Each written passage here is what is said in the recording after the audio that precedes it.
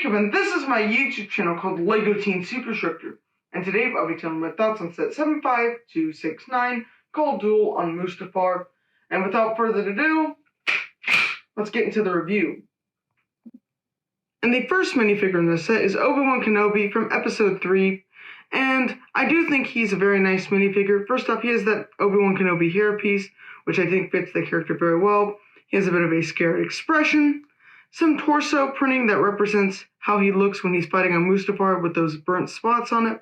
Then he has some detailed leg printing. He just has the regular Jedi lightsaber piece. And as you turn him around, he also has some burnt spots on his back print.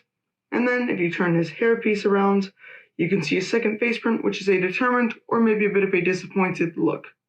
And the second minifigure in the set is Anakin Skywalker and his Jedi robes from Episode 3. Now, of course, these robes, just like Obi-Wan's, have burnt spots on them, but they're not as obvious because Anakin's robes are, of course, brown and black, so they aren't as prevalent on this minifigure, but they're still there and you can see them. And then, of course, he has the same lightsaber as Obi-Wan, and you can see he has a hair piece that I don't know if it works for this minifigure. It looks more like the one from Anakin Skywalker in the Clone Wars. I think this hair piece maybe could have been a little longer to represent what it looked like in Episode 3. And of course, he just has the regular Anakin Skywalker face print, some nice detailed leg printing, and if you turn him around, you can see that he has some burnt spots on his back print. And then if you turn his hairpiece around, you can see that for his second expression, he has some yellow Sith eyes. So the main build in the set is this Mustafar area that Anakin and Obi-Wan fight on, of course, at the end of Episode 3 of Star Wars. And starting over here, you can see this platform that they fight on at one point in that scene. And what you can do with this is you can lift it up using that Technic piece to about here. And then you can push it back down, of course. Now, I wouldn't say that's much of a feature just because it's only because of the way the pieces are connected. So I wouldn't really consider it a feature because it's more manually than most play features are. And another play feature on the set is right here with those studs. And what you can do with it is behind those studs, there's this little piece that you can push in, and then all the studs will fall out. Now, one of them didn't that time because it is a little finicky, but it usually will work pretty well.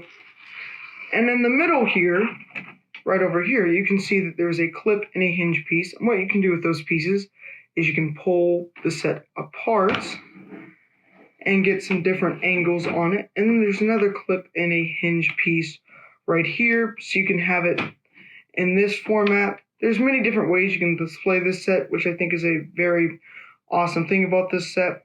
Now, one thing you can do in this format is you can kind of have Anakin on one side, on this side, and then Obi-Wan on that side. You can kind of have them fight. That's the point of the set. You can just have these pieces kind of slide throughout the set. The set really isn't that big, but there is a bit of space to have them fight. And I think it does work pretty well. These platforms also do spin. And then I do think it works pretty well. Now, one issue with it, I would say, is that this platform right here is kind of too tall, giving Anakin the high ground, which, of course, this doesn't really have to do with the scene where Obi-Wan has the high ground, but I just still, it's not how it looks in the movies, so I just don't really like that. And yeah, besides that, that's pretty much everything with this set. And for my final verdict on this set, overall, I do think it's a okay set, but it does have some issues with it. I just don't think all the features work as good as you would want them to.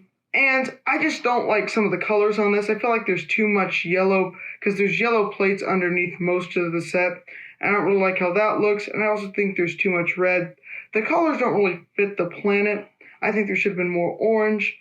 And just the minifigures are good, but that's about it. I think the set itself isn't really the best. And just overall, this is just an average set for me, so I'm going to give it a 7 out of 10. Thank you for watching, and click the link down below to check out more of my videos. And make sure to subscribe, like, and click the notification bell to run for the next video comes out. And next week, I'll be telling my thoughts on the AAT.